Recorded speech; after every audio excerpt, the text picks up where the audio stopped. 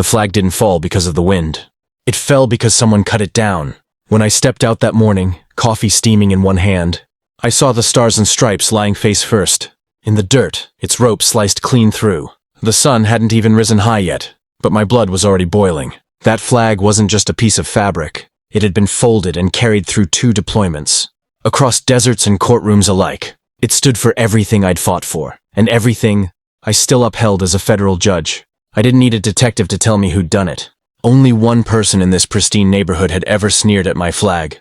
Patricia Halvers, our self-appointed HOA president. Flags are a distraction, she'd said at the last meeting, clutching her binder of rules like a holy book. They don't match the uniform aesthetic of our community. That day, I went straight to her door. Her porch had flowers lined like soldiers, each pot spaced to HOA regulation perfection.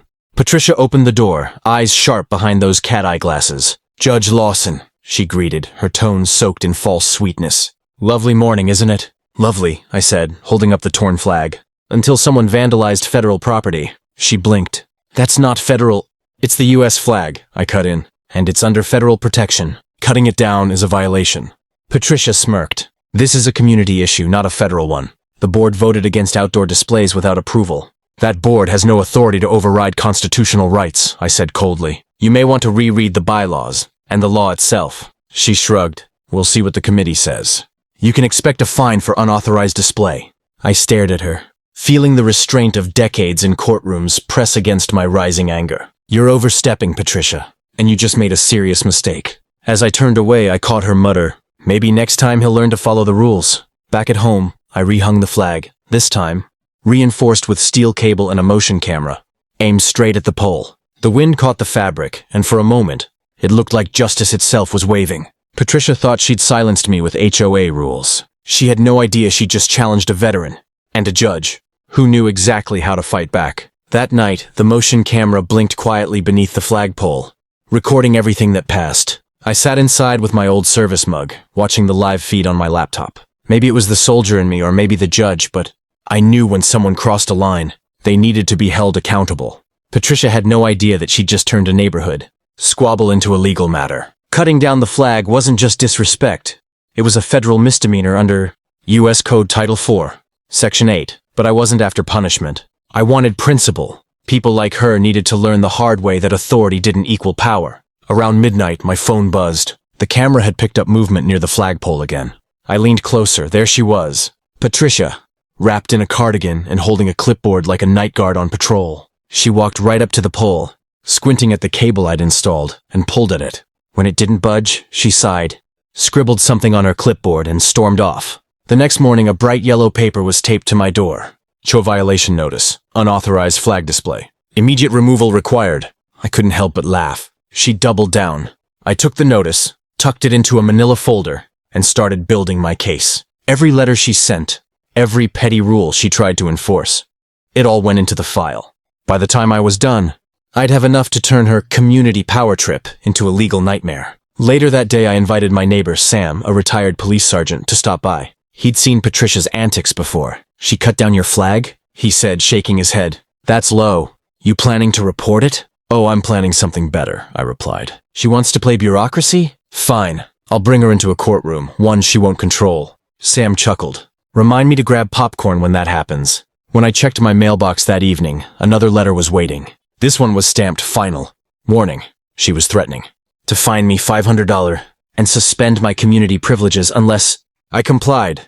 I smiled, folded the letter neatly, and placed it on top of my growing stack of evidence. The flag outside fluttered proudly in the dusk, as if it knew what was coming. Patricia had declared war. What she didn't realize was, I'd already started the investigation. By the end of the week, the neighborhood was buzzing. Patricia's flag removal order had become the talk of every porch and mailbox. Some folks quietly agreed with her strict enforcement, but most were just tired of her iron-fisted rule. She'd fined people for mismatched shutters, for bird feeders, even for wind chimes she deemed too noisy. Cutting down a veteran's flag was the last straw. That Saturday morning, I was trimming the hedges when two neighbors approached. Tom from across the cul-de-sac and Maria from next door. "Judge Lawson," Maria said softly, "we heard what happened. I can't believe she actually cut your flag. That's beyond cruel." Tom nodded. "We've been meaning to talk. The HOA's out of control, and everyone's too scared to speak up." But if you're standing your ground, maybe it's time we did too. I could see it in their faces. The frustration. The exhaustion of living under Patricia's constant scrutiny. I smiled faintly. If you're ready to stand up, then we'll do this the right way. By the book. That evening, I drafted a formal complaint citing violations of both HOA bylaws and federal statutes. I copied Patricia, the HOA board, and our county legal counsel. Every detail was factual, professional, and airtight. I wasn't just fighting as a neighbor, I was filing as a federal judge defending constitutional expression. When the letter hit the community inbox, it spread faster than gossip. By Monday, Patricia was cornered. The next board meeting drew nearly the entire neighborhood. I attended in my usual calm demeanor, carrying the same flag, now refolded, ironed, and ready to fly. Patricia opened the meeting with that syrupy tone of control. We're here to discuss compliance violations and property uniformity. I raised my hand. Madam President, before we proceed, I'd like to address the destruction of a U.S. flag, an act committed under your authority. Her face stiffened. That's not... I laid the evidence folder on the table. Video surveillance, witness statements, HOA correspondence. You trespassed, destroyed protected property, and attempted to impose unlawful restrictions on federal symbols. The room went dead silent. Tom stood up from the back. We're done, Patricia. You've gone too far. More voices followed. One by one, neighbors began to speak out. Stories of intimidation, petty fines, humiliation. Patricia's confident smile cracked. For the first time, she wasn't the one in control. The crowd wanted justice, and I was more than ready to deliver it, formally and legally. The HOA clubhouse was packed to the walls when the county hearing convened. The air hummed with quiet tension. Patricia sat at the front table, hands clasped tightly, her usual poise fading under the weight of the moment. Across from her sat the HOA board, suddenly unsure whose side they were on. I took my seat calmly, briefcase in hand, flag pin gleaming on my lapel. The county mediator began. We're here to review a formal complaint regarding property destruction, harassment, and unlawful enforcement of HOA policy. Patricia tried to speak first, voice trembling with forced confidence.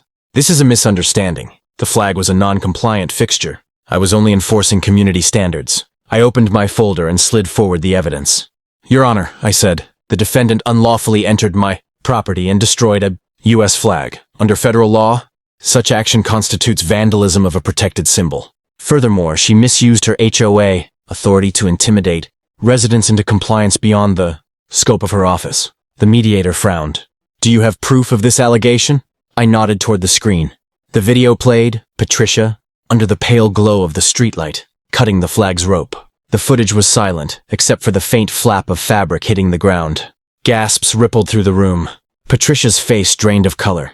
That's taken out of context. No, I said quietly. That's the full context. The board members exchanged glances. One of them, a young man named Derek, finally spoke. We didn't authorize that. We never voted on any flag restrictions. The mediator turned to Patricia. It appears you acted independently of board approval, Mrs. Halvers. Silence. Then a single sentence that sealed her fate. The board hereby removes Patricia Halvers from her position as HOA president effective immediately. A quiet murmur swelled into applause. Patricia stood abruptly, her chair scraping back. You can't do this! I am this association. I rose slowly. No, Patricia, you were. Now you answer to the same laws as the rest of us. Outside, I walked to my front yard, where the flag once again stood proud under the open sky. The wind caught it, and the fabric rippled like a living thing. For the first time in weeks, the neighborhood felt still, free. Later that evening, I received a note under my door. It read, simply, thank you for standing up for us. No name, no signature, just gratitude. Justice had been served, quietly, lawfully, and without a gavel. The flag had stood tall again, and this time no one dared touch it. If you stand for respect, fairness, and freedom, smash that like button, subscribe, and share this story with someone who'd never back down either. And hey, if you enjoyed watching HOA Karen finally get what was coming, drop a comment below and tell me what you would have done in my place.